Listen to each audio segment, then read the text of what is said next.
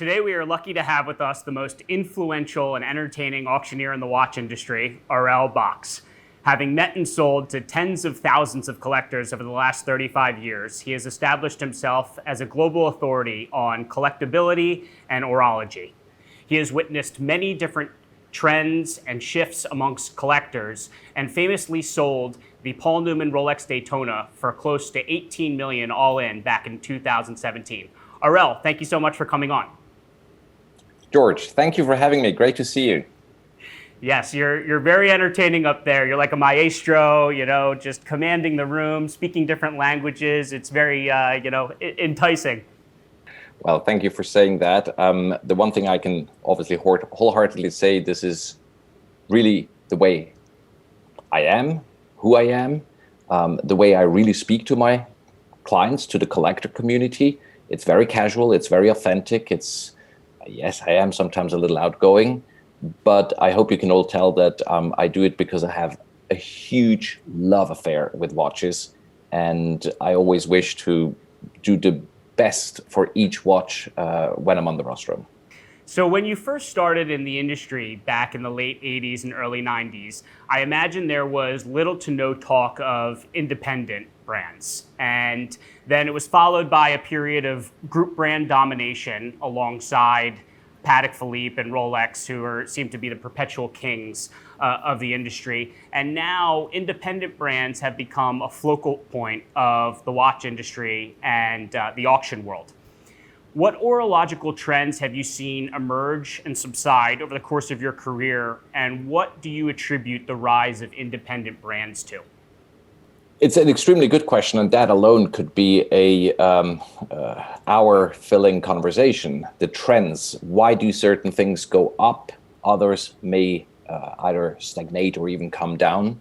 I think the trends, and not just in watches, but probably in motor car collecting, art, is a perfect mirror of society. Think back to the 1980s when small was beautiful. Small as in 30 millimeter Calatravas, Reversos, tiny Cartier tanks. And then as we saw with Rolexes growing, Panerais coming, we suddenly had 40 plus millimeter watches. It's because the society was less and less sort of double-breasted handkerchief tie pin type of society, more and more casual. None of us today wears a tie. I don't even wear a jacket. And therefore, also the face of the horological world changed. When I started in the 90s, rectangular was extremely popular. Art Deco, everybody wanted to be a type of a Humphrey Bogart. Well, I guess today people want to be more like a action hero, an Indiana Jones, even maybe something from science fiction. So the age of our clients changed. The geographical diversity changed.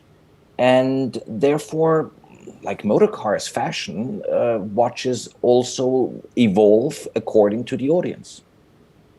Right. I remember reading you saying how when you first started, there were 50 people in an auction room and maybe a couple people on the phones. And now you have how many people involved and registered at Phillips Auctions and from how many countries? It seems like I'm talking to you from past centuries, but it's really just a quarter of a century ago when I started. We had a preview in Geneva. Clients came, maybe half a dozen from America, predominantly European, UK, Germany, France, Italy. Maybe a couple of clients flew in from Japan or Hong Kong. 50 was probably a good sale. There was no online bidding when I started, and we would receive absentee bids by mail with a stamp on it. Can you imagine? Wow. Right.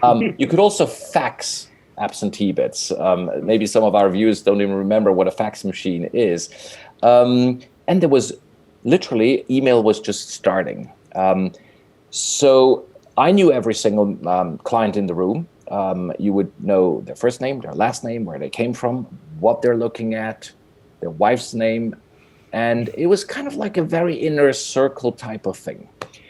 Now, 25 years later, with all the digital efforts that you, and every other player in the industry undertook, we just reached a new record number in terms of attendance. 3,000 registered bidders from 82 countries. It's an amazing growth, times 60, first sale to most recent sale, without the sales really in volume having increased accordingly, which explains a shift, supply and demand. Yeah, watches are certainly more of a global commodity than ever. And over the last 3-4 decades, how do you think the notion of collectability has changed? I mean, we talk about, this watch is so collectible. What makes a watch collectible? What is collectability to you? Well, to me or to the clients? Both. Okay, I'm quite easy. It's simply, do I like it or not? And you've probably seen me speak about watches on my wrist. And one day it was an elegant that has actually a battery in the movement, and people were, oh no, Aurel, what's going on with you? At the same time, I can get hugely excited about a $2,000 memo box, as much as high-end vintage, of course, my professional daily bread and butter. To me, it's about wearability and simply the joy of owning it. Sometimes the shift is more on the rarity, the history, the quality, the condition, the size. But for our clients, with 3,000 clients active last May in Geneva, you can imagine there's 3,000 different rules and criteria. I personally still prefer if the first reason is love, literally love, as we would probably, if you had a restaurant, you would want the client to choose what really they like to taste, and not, oh, I need to order caviar so the guy next door can see that I can afford it. That's okay, and probably for the restaurant it's good turnover, but we'd like people to love what they buy and then enjoy what they own and win at auction. Given, of course, the ever-increasing value of rare vintage or contemporary watches and independence, I fully understand that collectors want to make sure that their $100,000 are not wasted. They want to preserve the value. Not many, thankfully, say, which watch should I buy that doubles in the next 5 years? Thankfully. But it's more and more a question, look, I can just not work so hard and then lightheartedly throw away my savings. But the investment, the profit-making aspect is a very small one. It's always first, who's the man who made it? How rare is it? Can I wear it? Aesthetics, let's face it, we have eyes, and our eyes attract us to what we consider beautiful.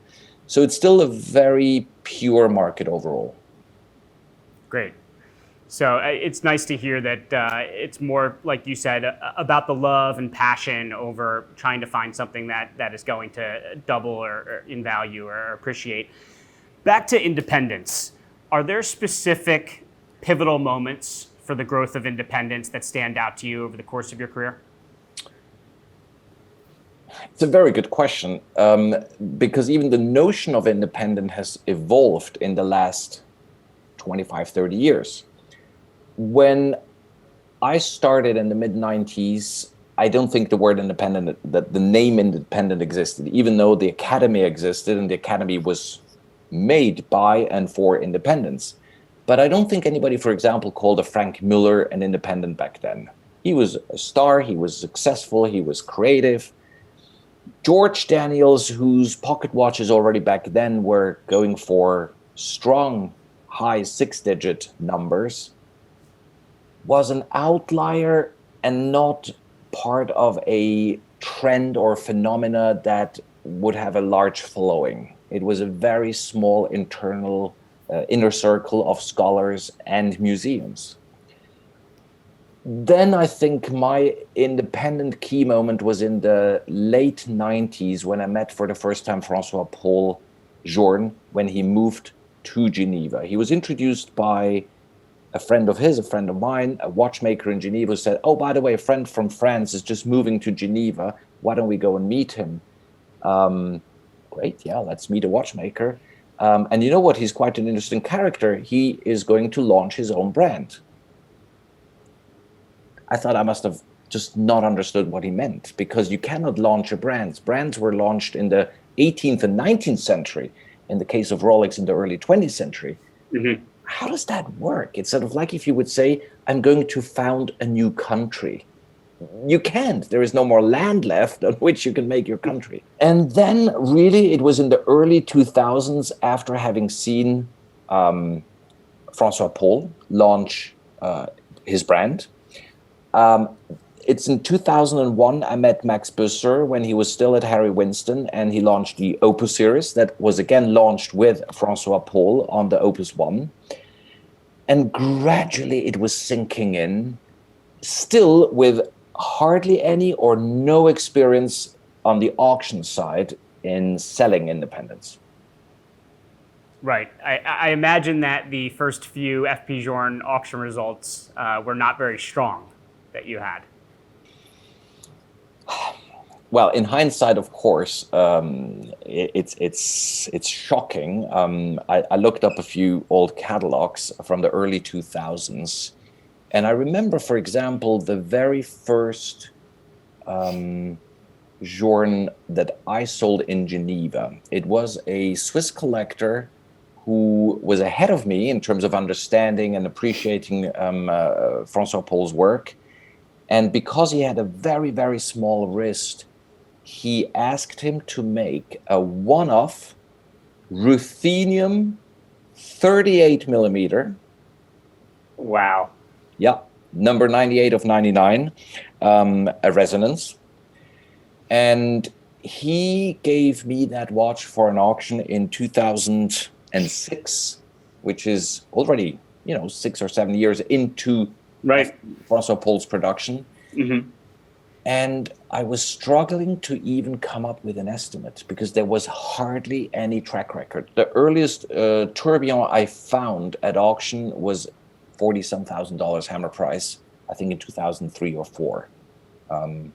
So, my, how far it's come. let's not forget, at the same time, you could find a stainless steel Paul Newman for a couple of 10,000. Let's not forget that neither. Yes. Mm-hmm. You could probably buy Basquiat's and rare Ferraris for a fraction of what they're today. Mm-hmm. So on one hand, yes, the independents have done incredibly well in recent years, but at the same time, I think the whole world has done a lot of homework and studying what's really relevant, what's rare, what's of excellent quality in terms of craftsmanship.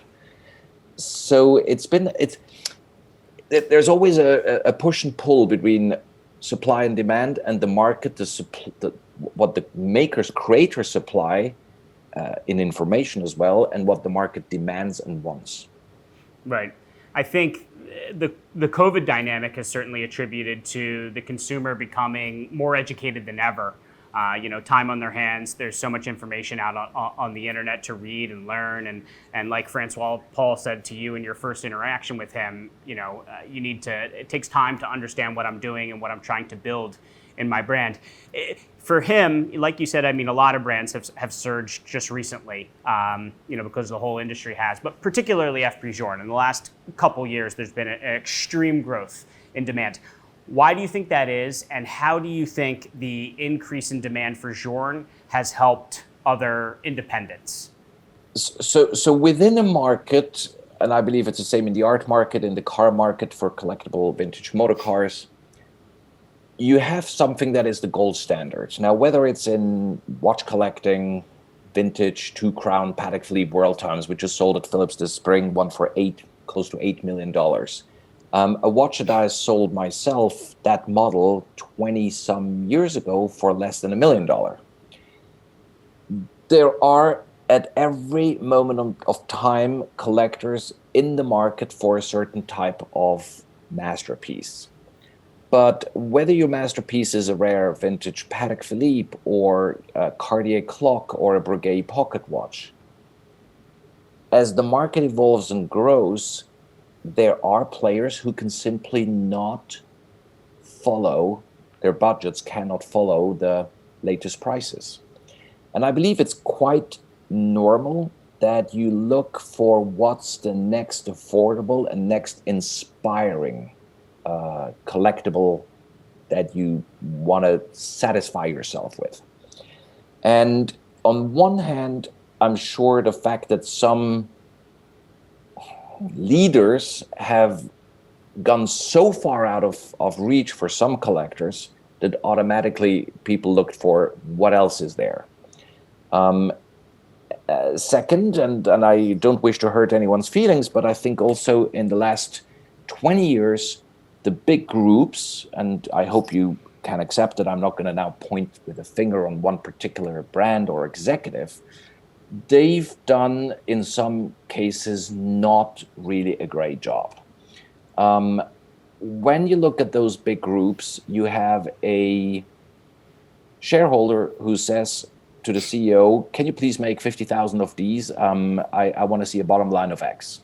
CEO goes to the head of product and says, we need to invent something, shareholder wants this. He says, okay, let me speak to the markets. He goes to the Asian market, European market. Asia says, we would love a 37 millimeter with black dial. America says, I'd like 41 millimeter with silver dial. And Europe says, I'd like a limited edition that is... What is he going to probably do? He's going to take a little bit of everything. It's going to look like a zebra, so there's a bit of black and a bit of white, so to please everyone. And in the end, there is absolutely no soul, no credibility, no authenticity in the product. And then you see it probably just already months later at a discount because they can't really sell it. Right. And then probably the CFO says, sorry, your movement finish is too expensive. Can you please just not do the Geneva stripes? And can you please not adjust it by hand? I've seen it. I've heard it. It's heartbreaking. I understand everyone has to run a business. And then come at the same time the independents, watchmakers who probably the only way for them not to go crazy, and I think Max Büsser said that, is to express themselves by making watches. I think probably Picasso and other great artists would have gone crazy if you took away the brush and the canvas out of their hands. And they are themselves, whether you like them or not, it doesn't matter. Whether you can afford them, it doesn't matter. What matters is they're authentic. You buy a piece of François-Paul's brain and heart and his hands when you buy a watch. You don't buy a crossover from the boardroom. You obviously know who's behind it, the man in charge. You probably can visit the workshops. You met the chief master watchmaker. You know there's only 10 or 20 or 50 of these. It's a whole different experience. Yeah, people sometimes make jokes of my analogies, but I think it's like going to a Michelin-starred restaurant where at the end of the dinner, the chef comes to your table and says, was everything to your full satisfaction? Or a fast food where they just say, here's your brown paper bag, leave as quickly as you can. Right.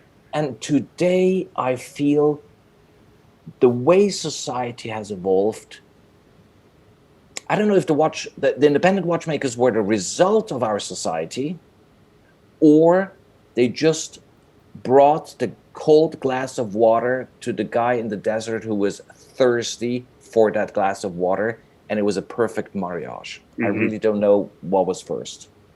Yeah, people definitely seem to be starving for something different, but that's a real good point you bring up about how group brands, it's all about finding a way to make money, and you have people that were somewhere else, 3 months ago, and who knows where they'll be a year later. Whereas independent watch brands, there's a watchmaker who's dedicated his life to this brand, and such as François-Paul. And what do you think? How do you think a brand is affected when the watchmaker behind it is still alive and creating? So you have François-Paul, who his list of mechanical achievements is unbelievable now. He could be pretty complacent and not innovate as much. And here at the end of the year, we have the new Francis Coppola watch, where everyone's like, what is this? I've talked to so many different people, and it's so polarizing. And I love it just because he doesn't care. It's like an authentic thing. Like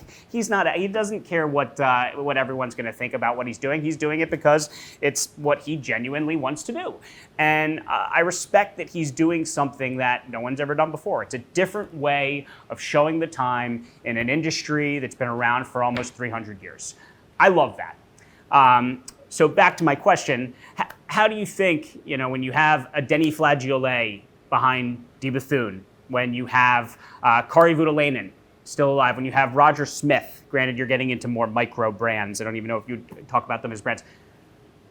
What do you think, how does that, what is different about those brands than a Breguet where the founder is no longer around? I personally believe that a brand, like in the case of Breguet or there's plenty. Mr. Bugatti is no longer, and the Chiron de Veyron is still very much the top of supercars. The question is,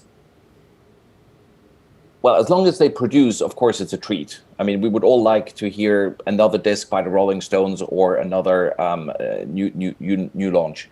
The question is, already during their lifetime, if they take on shareholders, how much can they continue to be themselves and just say, okay, you are part of this now, but I'm still in charge when it comes to creativity, execution, and the overall strategy. And once they're no longer, for whatever unfortunate reason, retirement or more, then the question is, who will be their successors? Is it going to be someone who's just trying to milk the cow quickly, or is it someone who has exactly their vision and will perpetuate their heritage, their DNA? In the case of Philippe Dufour, micro brand, one-man show for the last 40-some years. Now Philippe Dufour is training his daughter to eventually take over. I spoke to her many times. She says, it took me 20 years to understand what my dad wanted. It's very important that we don't go zigzag with these brands. There have been brands that changed 5 times shareholders in the last 30 years. And today I couldn't even tell you what their DNA is. Mm-hmm. So with François-Paul, I don't have really any concerns, knowing that he's already thought well ahead of time what's going to happen to his brands in 10 or 20 years from now. Mm-hmm.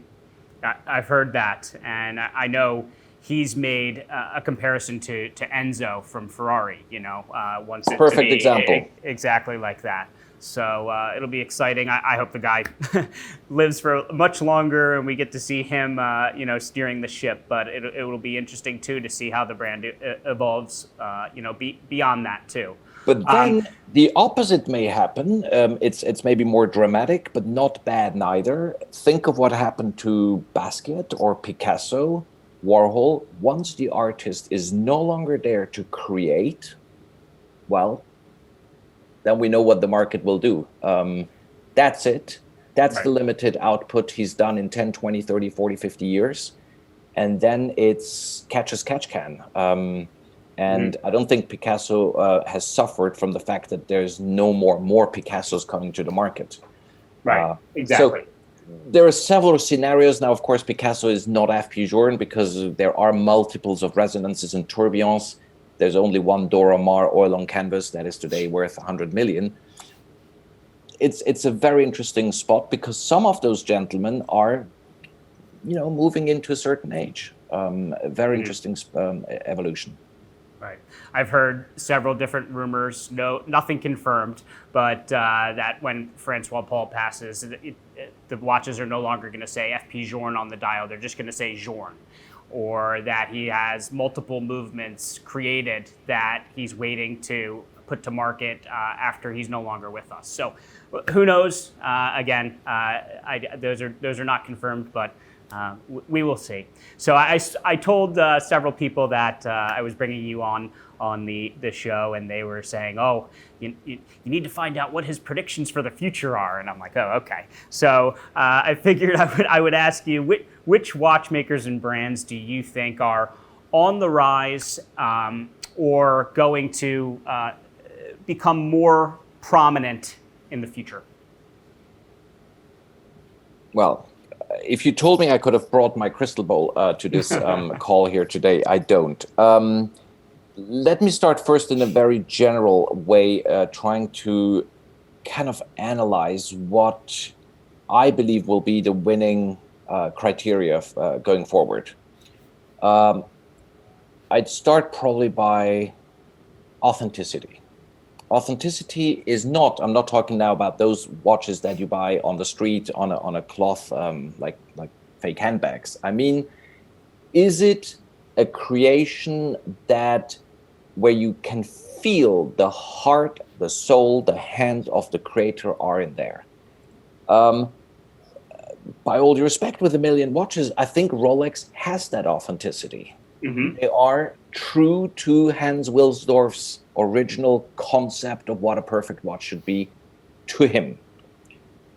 I don't have many concerns about Patek Philippe neither. So that authenticity, that faithfulness is first. Second, brands who respect the clients. By respect their clients, I don't mean offer them a glass of champagne when you enter their boutique. What I mean is that you don't say, here's a limited run of 50 watches to celebrate whatever occasion.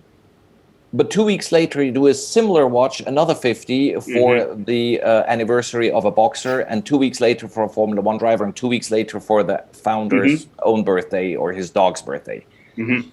You have to just know clients are not stupid. Mm-hmm. And you can only frustrate them and disappoint them once. A brand has to know where their limits are. You cannot sell 10 times the audience the same watch over and over. Mm-hmm. So a bit of discipline, a bit of self-restraint is important, the way we eat and drink on one hand. But just to open the floodgates and say, let's just sell another 10,000 more is maybe in the very short run good for their bottom line, but it kills a brand and it kills its value, brand value and the commercial value of the watches.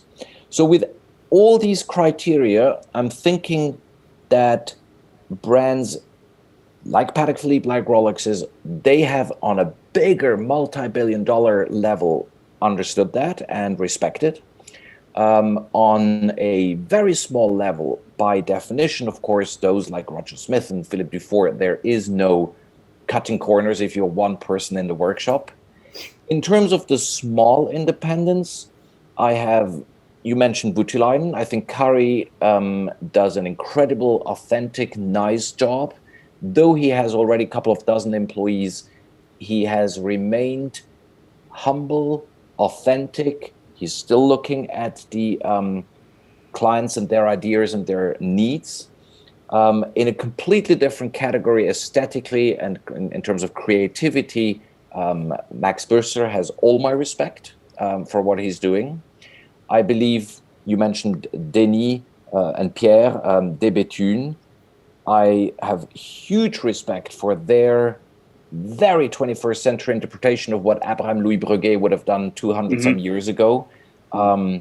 Because, whereas Philippe Dufour is extremely traditional, and I don't think in terms of design he's broken any codes, they do. But Abraham Louis Breguet 200 years ago broke all standards and codes that have been established by then. Needless to say, Richard Mille is absolutely miraculous of what he's doing. I probably could go on for another 5 minutes with more and more great small brands that understand that. But I really say, I think none of them went to a business school and said to a team of analysts, how many pieces do I have to make and how many limited editions do I have to make to fit or to tick all these boxes? It's deep inside themselves. They're decent, proud craftsmen, and probably their parents taught them already, don't try to cut corners. Try to be honest yourself, and then if you realize your dream, I'm sure eventually at one moment also success comes to you.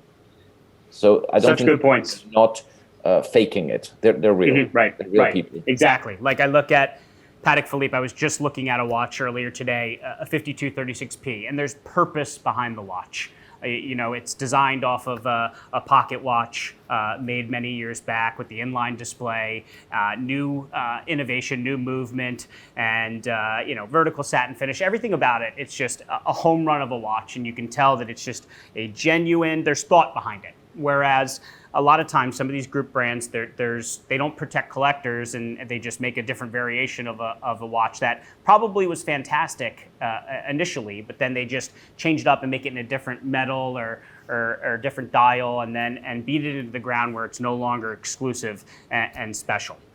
So, 50 years ago, many of the brands that today are really multi-billion-dollar businesses, they were making just a small number of watches for kings and queens and celebrities and really very, very, very important and demanding clients. And today, the notion of luxury, in some cases, has inflated. I think some brands of cars or clothing that our fathers aspired to because only the most incredible Hollywood stars would be able to afford, today they're readily available. So also on that level, I believe a brand has to make a tough choice. Do I want to become and please everyone? Or do I accept that whether I'm limited by the number of craftsmen I have or any other reason, that I will have to tell people, sorry, you have to wait 2 or 3 years for that handbag, for that motor car, for that. I've heard there's a Japanese restaurant, you cannot get a table for at least a year in advance. So could he open a second, a third place? He probably could, but then the chef would not be the one who cuts the fish for you.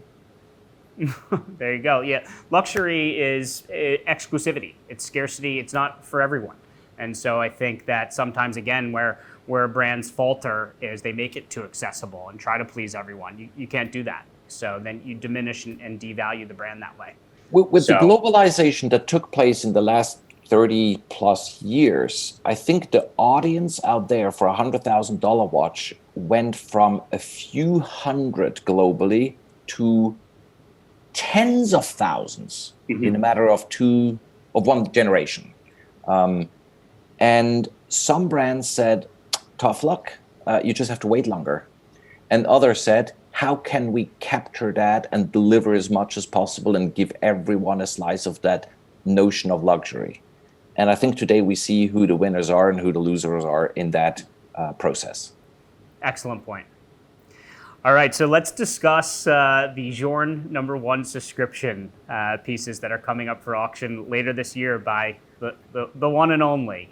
Can't wait to witness that. What's the story behind them, and tell us why they are so special? So thank you for bringing it up. I didn't mean to do advertising for Philips or for a particular brand in today's call, but it's a very, very interesting topic, and I'm glad that we have an opportunity to talk about them. So this is the, let's call it, complete set. And from what I understand after having spoken to François-Paul, the only complete set of subscriptions that was ever created. The way François-Paul explained it to me is when he started some 20 plus years ago, and he really needed the funds to buy machines and start a production and bring the watch to, make it physical. He did what Breguet did some 200 years before him. After the French Revolution, Breguet had to go and ask for an advance, a souscription, to make that pocket watch. And So it was limited to 20 pieces. That was the business plan that would work with the advance and the machines and the cost. And he went to the first old, loyal client of his. We all know François-Paul was restoring antique clocks and pocket watches before doing his own watches, with the exception of a few very, very small number of one-offs in the 80s and 90s. And so that first gentleman, he presented the concept of a tourbillon wristwatch, said, fine, I'm in. And he said, you'll get number one. And he went to a number two, number three, etc. Some time later, the resonance came. What did he do? He went again to the same 20 men and offered them always the same watch number of that limited run for the next subscription. Client number one, who had the tourbillon, said, okay, I'll also take the resonance. Some clients said, thank you, one is enough, either no money, can't wear it, for whatever reason, need to build a house. And the one and only client who followed through later with the octas all the way to the fifth watch was client number one. So he was the one and only who was there for every subscription that François-Paul launched. It's beautiful, of course, that it's client number one. And to me, it's really the sort of Adam and Eve moment, leave the sin aside, please, of FP Journe. And FP Journe is so important in the world of independence, because I think he was the first one to really have that breakthrough of making it out of a dark, dusty workshop in a valley and became a global player, a global star. Right. So to have that, maybe I should have said more sort of the constitutional moment, maybe politically more correct, to have all the five, all number one, from the original owner, never seen or shown or mentioned publicly before, by a person with whom François-Paul still is in absolutely wonderful, friendly, respectful terms.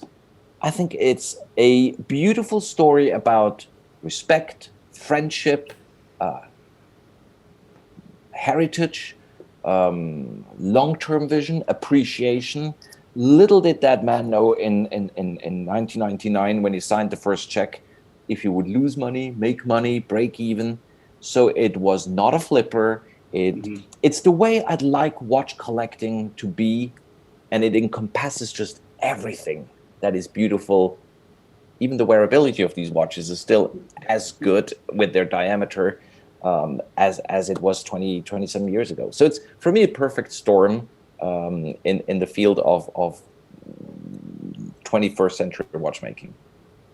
Amazing. Yeah, I hope they stay together, but we will see, since they're all being auctioned off one by one. It'll be interesting. Incredible struggle, both for the consignor and for us at Phillips. On one hand, we all would like them to stay together.